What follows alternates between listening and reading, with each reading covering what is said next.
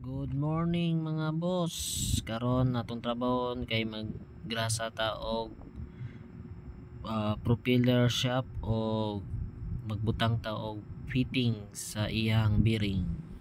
Galon sa natong mga ligid ya mga boss.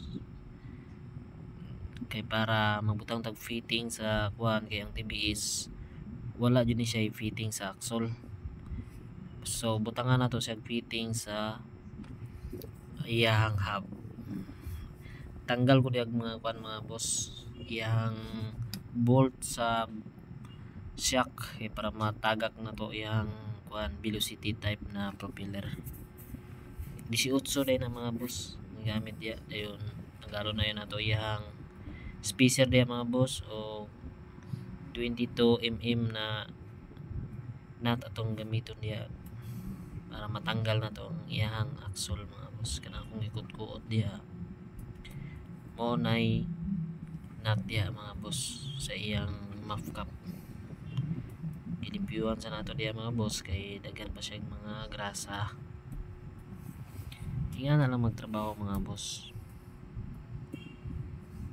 Sa katong magpagrasa dia mga boss i-contact lang ko ninyo mga boss sa una to pag grasa sa inyong kuan propeller. Sabot-sabutan na nato na para 22 kuan day na mga boss gamitan jud day ng power tools kay grabe jud na siya kahugot. Dili jud na siya basta-basta matanggal mga boss kay mao na nagunit sa yang axle. Kana mga busing dapat maghugot mo ana hugot jud kay tanan kanang tama-tama lang gud. Gitanggal na ko na diya mga boss. Tanawa na ninyo mga boss kung saan ako pag grasa pagtanggal tanggal to ng yang swing arm.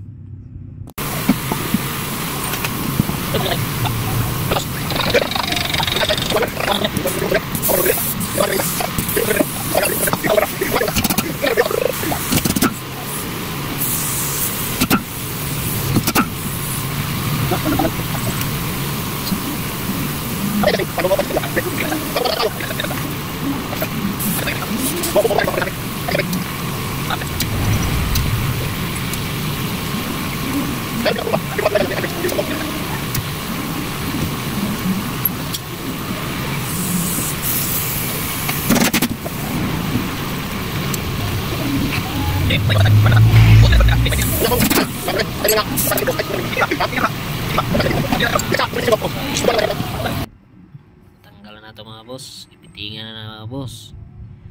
O diya ta magpiting mga boss, bangagan na to no diya, saka na to siya piting. Para diya na ta masigig bumba mga boss. Ko grasa. Mo na yang natanggal mga boss. Mo na din na iyang piting mga boss.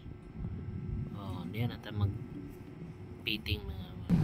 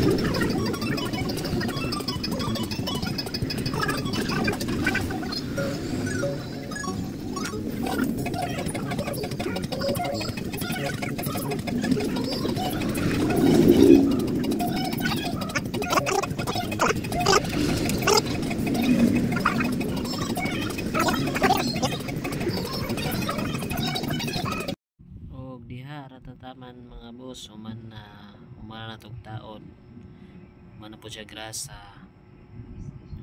na siyang kuan boss, umana jud na siya. Salamat sa pagtanaw mga busing.